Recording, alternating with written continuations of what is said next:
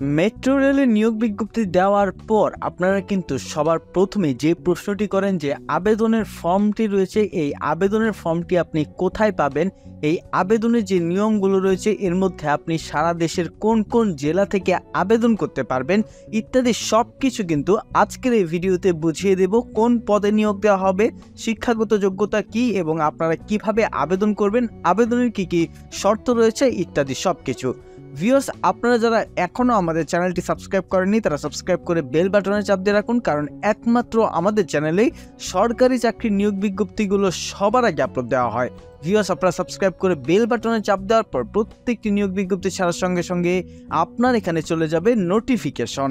Metro রেলে যে নিয়োগ বিজ্ঞপ্তিটি দিয়েছে এখানে কিন্তু বলা হয়েছে শতভাগ সরকারি মালিকানাধীন Dhaka mass transit company limited DMTCL এর নিম্নলিখিত শূন্য পদসমূহ পূরণের লক্ষ্যে পদের পাশে উল্লেখিত কোম্পানির আকর্ষণীয় বেতন গ্রেডে যোগ্যতা সম্পন্ন বাংলাদেশের স্থায়ী নাগরিকদের কাছ থেকে আবেদন আহ্বান করা যাচ্ছে। অর্থাৎ আপনি যদি বাংলাদেশের স্থায়ী নাগরিক হন তাহলে আপনি দেশের যে কোনো জায়গা থেকেই আবেদন করতে পারবেন। সারা দেশের 64টি জেলা থেকেই আবেদনের সুযোগ রয়েছে। তবে আপনাকে কিন্তু কাজ করতে হবে ঢাকায় এসে, যেহেতু Dhaka mass transit company limited অর্থাৎ শুধুমাত্র মেট্রো রেল বর্তমানে ঢাকায় চলছে, তাই আপনাকে ঢাকায় এসে কাজ করতে হবে। এখানে দুইটি পদে নিয়োগ দেওয়া হবে। প্রথম পদটি হলো টিকিট মেশিন অপারেটর, 139 জন নিয়োগ দেওয়া হবে। দ্বিতীয় পদটি হলো কাস্টমার রিলেশন অ্যাসিস্ট্যান্ট, যেখানে 63 জন নিয়োগ দেওয়া হবে। এখানে কিন্তু কোম্পানির বেতন গ্রেড হলো 16তম। শিক্ষাগত যোগ্যতা উচ্চ মাধ্যমিক অথবা সমমান পাশ হলে আবেদন করতে পারবেন এবং উচ্চ মাধ্যমিক অথবা সমমান পরীক্ষায় 5 এর স্কেলের ন্যূনতম CGPA 3 থাকতে হবে। 3 কম হলে কিন্তু আপনি আবেদনটি করতে পারবেন না। আপনাদের এই আবেদনের জন্য প্রশিক্ষণের কথা বলা হয়েছে। আপনাদের যদি কোনো প্রতিষ্ঠান থেকে কম্পিউটার বিষয়ে কমপক্ষে 6 মাসের মৌলিক প্রশিক্ষণ থাকে তাহলে আপনি আবেদন করতে পারবেন এবং কম্পিউটার মুদ্রাক্ষরে প্রতি মিনিটে বাংলায় 20 শব্দ এবং ইংরেজিতে 20 শব্দ আপনার টাইপিংয়ের স্পিড থাকতে হবে। প্রতি 5টি স্ট্রোকে একটি করে শব্দ হিসেবে গণ্য করা হবে। ভিউয়ার্স, এখানে কিন্তু শর্ত দেওয়া আছে কিছু। এই শর্তগুলো যারা জানেন না তারা আবেদন করতে গিয়ে অনেক হেনস্থার শিকার হন এবং অনেক বাধার মুখোমুখি হন এবং অনেকেই কিন্তু আবেদন করার পর এই শর্তগুলো না জানার কারণে আপনাদের আবেদনগুলো বাতিল হয়ে যায়। এই শর্তগুলো দেখিয়ে দেওয়ার আগে বলে দিচ্ছি যে আপনি এই ফর্মটি কিভাবে খুঁজে পাবেন। মেট্রো রেলের নিয়োগ বিজ্ঞপ্তি যে আমাদের সহজ সলিউশনের ওয়েবসাইট রয়েছে, এই যে লিঙ্কটি এটি ভিডিও ডিসক্রিপশন বক্সে পেয়ে যাবেন। সেখান থেকে ক্লিক করে এই জায়গায় আসার পর এই চাকরির সবগুলো তথ্য পড়ে নেবেন। এখানে বলা হয়েছে HSC পাশে মেট্রো রেলে বিশাল নিয়োগ বিজ্ঞপ্তি নেবে 202 জন।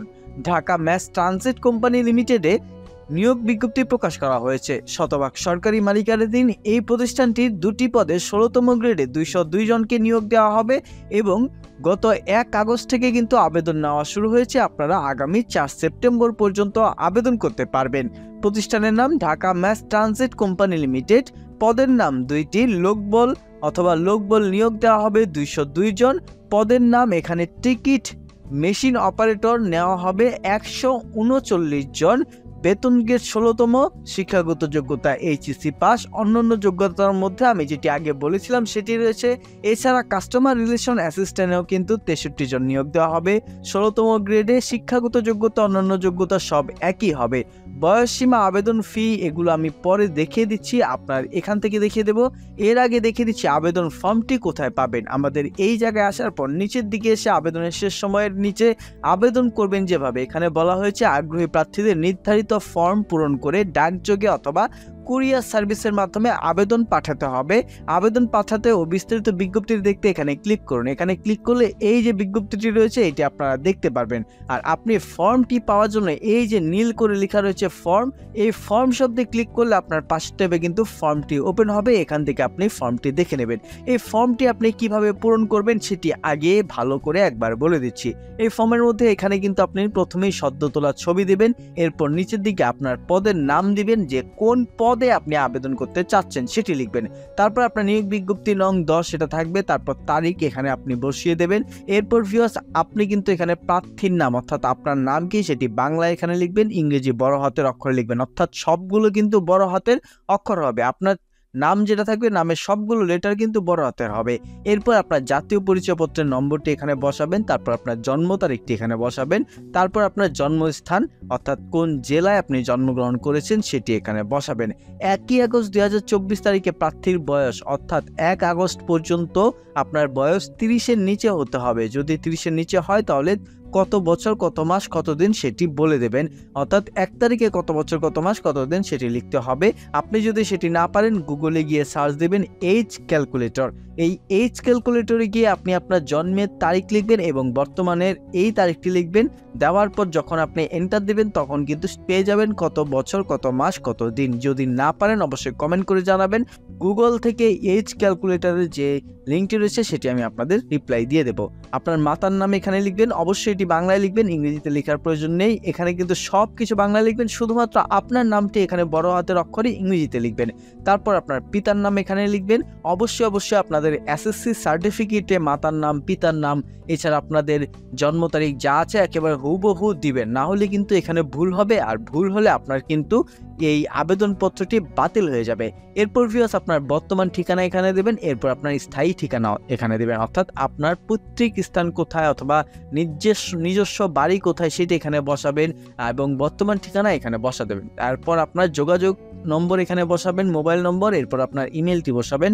আপনার জাতীয়তা কি আপনি বসাবেন, অবশ্যই আপনার জাতীয়তা বাংলাদেশি হতে হবে, কারণ প্রথমে বলেই দিয়েছে বাংলাদেশি নাগরিক না হলে আপনি কিন্তু আবেদন করতে পারবেন না, এবং আপনাকে স্থায়ী বাসিন্দা হতে হবে। আপনি বিদেশে থাকেন এরকম করলেও কিন্তু আবেদন করতে পারবেন না। আপনার জেন্ডার এখানে বসাতে হবে, পুরুষ হলে পুরুষ, মহিলা হলে মহিলা অথবা নারী জেন্ডার এখানে বসিয়ে দেবেন। আপনার ধর্ম, আর আপনি যদি কোথাও কোনো কাজ করে থাকেন সেই পেশাটি এখানে বসাবেন। আপনার শিক্ষাগত যোগ্যতা কি, পরীক্ষা অর্থাৎ এসএসসি পরীক্ষা, এইচএসসি পরীক্ষা, অনার্স পরীক্ষা, মাস্টার্স পরীক্ষা, অষ্টম শ্রেণী পাস ইত্যাদি সব এখানে লিখবেন। কোন গ্রুপ থেকে অথবা আপনার সাবজেক্ট কি ছিল সেটি এখানে লিখবেন, এবং আপনার সিজিপিএ অথবা আপনার রেজাল্ট কি ছিল সেটি এখানে লিখবেন। যদি আপনার জিপিএ থাকে রেজাল্ট লেখার পর ব্র্যাকেটে জিপিএ দিয়ে দেবেন।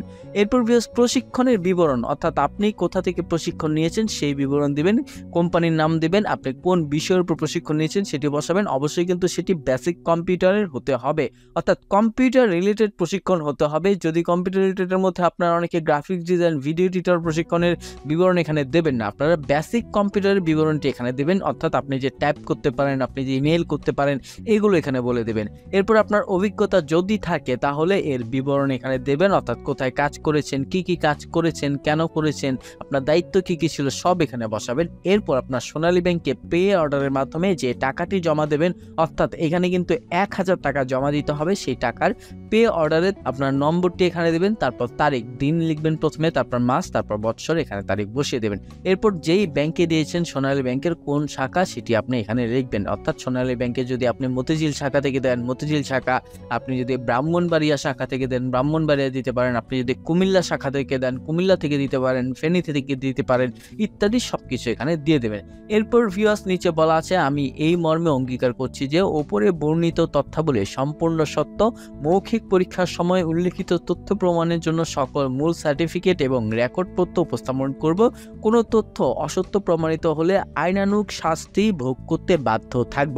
অর্থাৎ আপনি যদি কোনো তথ্য এখানে ভুল দেন অথবা ভুয়া দেন, যদি সেটি প্রমাণিত হয় তাহলে কিন্তু আপনাকে শাস্তি দেবে, এবং সেটি আপনি রাজি আছেন বলে এখানে কিন্তু আপনার একটি স্বাক্ষর লাগবে। এই স্বাক্ষরটি দিলে বোঝা যাবে যে আপনি এই শর্তে রাজি আছেন। এই স্বাক্ষরটি দেবেন, তারপর কবে স্বাক্ষরটি দিয়েছেন এটি দিয়ে তারিখ দেবেন, তারপর এটিকে প্রিন্ট করে আপনি জমা দেবেন। কোন ঠিকানায় জমা দেবেন সেটির জন্য আমি আপনাদের কিন্তু বলে দিচ্ছি, এই যে এখানে ঠিকানা রয়েছে এই ঠিকানা বরাবর দিতে পারেন। এছাড়া এখন নিয়োগ বিজ্ঞপ্তির যে শর্তগুলো রয়েছে সেই শর্তগুলো আপনাদের পড়িয়ে শুনিয়ে দিচ্ছি। ভিউয়ার্স এখানে বলা আছে প্রার্থীকে Dhaka mass transit company limited অর্থাৎ ডিএমটিসিএল এর নির্ধারিত চাকরির আবেদন ফর্মে আবেদন দাখিল করতে হবে। আবেদনের নমুনা এখান থেকে পেয়ে যাবেন, কোন ওয়েবসাইটে বলা আছে কিন্তু আমি আপনাদের দেখিয়ে দিয়েছি কিভাবে পাবেন, সেখান থেকে দেখে নেবেন। 3 নম্বরে রয়েছে, 2 নম্বরটিও কিন্তু কোন ওয়েবসাইট রয়েছে সেটি, তাই এটি আর দেখালাম না। 3 রয়েছে শিক্ষাক্ষেত্রে এখানে কোনো পর্যায়ে তৃতীয় শ্রেণী অথবা সমমানের সিজিপিএ ফলাফল প্রাপ্তদের আবেদন করার প্রয়োজন নেই, এই কথা বলা হয়েছে। এছাড়া ভিউজ বলা হয়েছে আবেদনকারীকে অবশ্যই নিম্নলিখিত কাগজপত্রাদি প্রথম শ্রেণীর গ্যাজেটেড কর্মকর্তা দ্বারা কর্মকর্তার নাম এবং সিলযুক্ত কর্তৃক সত্যায়িত করে আবেদনের সাথে জমা দিতে হবে। এই কাগজগুলোর মধ্যে রয়েছে সম্প্রতি তোলা পাসপোর্ট সাইজের 2 কপি রঙিন ছবি, জাতীয় পরিচয়পত্রের ছায়ালিপি অর্থাৎ আপনার কপি দিতে হবে, আপনার সকল শিক্ষাগত যোগ্যতা সনদপত্রের ছায়ালিপি অর্থাৎ ফটোকপি দিতে হবে, মাধ্যমিক ও উচ্চ মাধ্যমিক পরীক্ষার মার্কশিটের ছায়ালিপি অর্থাৎ ফটোকপি দিতে হবে এবং প্রশিক্ষণ সনদপত্রের ছায়ালিপি অর্থাৎ এটিরও সব ফটোকপি দিতে হবে। পরীক্ষার ফি বাবদ Dhaka mass transit company limited এর অনুকূলে প্রার্থীদের 1000 টাকার পে অর্ডার অথবা ব্যাংক ড্রাফট অফারের যোগ্য সোনালী ব্যাংকের যে কোনো শাখা হতে মূল কপি আবেদনপত্রের সঙ্গে জমা দিতে হবে।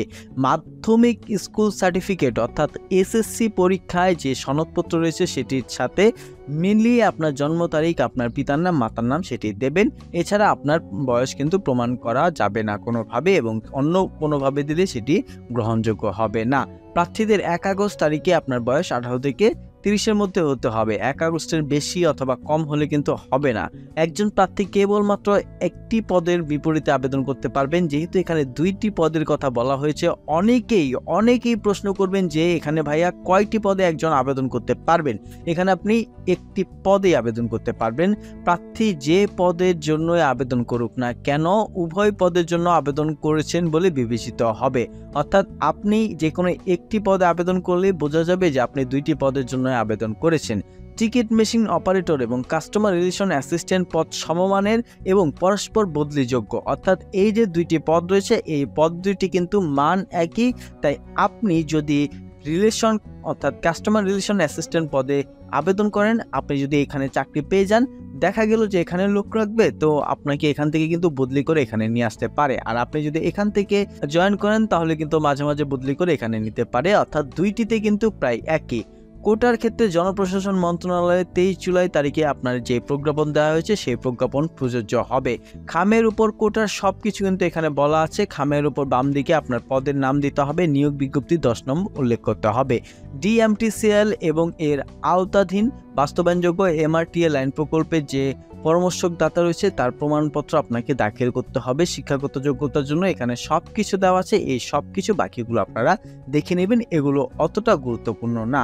এই যে আপনাদের 13টা আপনাদের শর্তাবলী বলে দিলাম, এগুলো কিন্তু খুবই বেশি গুরুত্বপূর্ণ। এছাড়া এই যে শর্তগুলো রয়েছে এই শর্তগুলোর মধ্যে যদি কোনো শর্ত আপনার জানতে বা বুঝতে সমস্যা হয়, এর মধ্যে একটি গুরুত্বপূর্ণ রয়েছে। দেখুন, আবেদনপত্র আগামী 4 সেপ্টেম্বর তারিখের মধ্যে অফিস চলাকালীন সময়ে কেবলমাত্র ডাকযোগে বা কুরিয়ার সার্ভিসের মাধ্যমে ব্যবস্থাপনা পরিচালক, Dhaka mass transit company limited, Probashi Kalyan Bhaban, level 14, 71/72 পুরাতন elephant road, Eskaton garden, Dhaka 1000 বরাবর পৌঁছাতে হবে। এই ঠিকানায় কিন্তু আপনাকে পাঠাতে হবে এবং এই সব কিছু কিন্তু পাঠাবেন। এছাড়া অন্যান্য যে তথ্যগুলো রয়েছে এখান থেকে পড়ে নেবেন। ভিউয়ার্স, যদি কোনো প্রশ্ন থাকে অবশ্যই কমেন্ট বক্সে কমেন্ট করে জানাবেন। ভিডিওটি ভালো লাগলে একটি লাইক দেবেন এবং আপনার সেই সব বন্ধুদের কাছে শেয়ার করে দেবেন যারা চাকরি খুঁজছেন। ধন্যবাদ।